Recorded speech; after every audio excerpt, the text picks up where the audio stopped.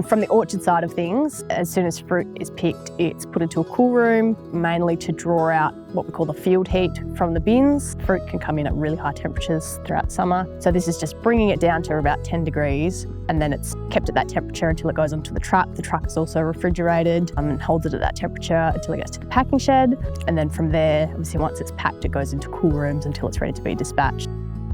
We make sure that our trucks are running in real time, bringing product into the facility as quickly as we can get it out of the paddock so that we're into pre-cool. We hold product at 10 degrees for a maximum of 24 hours. We always process within 24 hours unless we have issues that bring the facility down, which is very, very rare. We run it through as quickly as we can. It would probably spend an average of half an hour on the production floor before it moves through and into orders into cool storage. So we don't allow the product to warm up. Most of the fruit's loaded down at Donnybrook, so it's loaded into 40-foot reefer containers, so refrigerated containers that then go on the rail and they go all the way across the Nullarbor, and they are tracked as they go. So we're measuring humidity and temperature as they go across. And for our sea freight, this gets even more technological. We use controlled atmosphere containers a lot of the time, and that's where we change the atmosphere within the container so that there's less oxygen, so the fruit respires at a slower rate, so we can get it further in a better condition, and we monitor that across the ocean.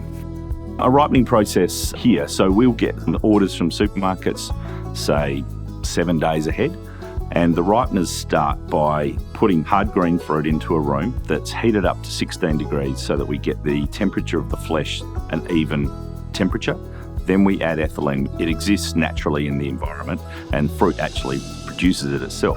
We add a higher ratio of that into the atmosphere of the chamber that they're in, and the fruit ripens over about a period of 4 to 5 days to a stage where you can buy it off the shelf and eat it, take it home and eat it. If we didn't do that, you'd be eating a hard piece of fruit that would be variably ripened over probably 2 or 3 weeks if you left it at home. Maintaining cold chain is a really important process in the fresh produce area. One of the things that we built our reputation on is making sure that our cold chain is maintained. So wherever we're working in warehousing situations, we have put in purpose-built cool rooms to store the product. We're constantly ensuring and maintaining our own cool room processes and our own trucks to ensure that product as it moves to the store is kept at the right temperature. The deterioration that happens with fresh produce, if it gets outside of the zones or the correct transport zones or the correct storage zones, it happens very quickly and the products are spoiled very quickly. So it's paramount, and we're comfortable that we're doing the best we can at the moment to ensure the cold chain is met. All of this research that DPIRD is doing, so it's all industry funded via Horde Innovation, is we're looking at how we can improve our ability to send lots of fruit overseas to markets that are not exactly close. For the service supply chain project, we take into account the temperature of when the fruit is shipped, so we monitor the temperature. That's also quite handy for knowing where the fruit's going. It normally gets put on a ship or a plane. We can track how long it takes to get there, and then when it arrives, it gets intercepted. And so there's a couple of trained assessors in various export countries. They take those fruit, they ripen them and assess what's going on, see if there's many rots or bruises or whatever.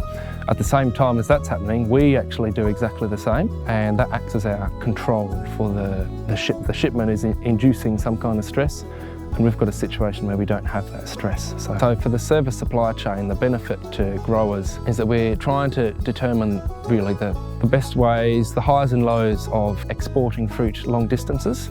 We're really trying to sort out the temperatures, the maximum length of supply chains, and also the relationship between the quality of the fruit and those supply chain lengths and temperatures as well. So the dry matter of the fruit, when it was harvested, for example, they are all quite important, and they all have an outcome on the quality of the fruit when it arrives at the export country and the customers over there. And that does need to be taken into account so you can make good decisions on whether you want to export these fruit or not.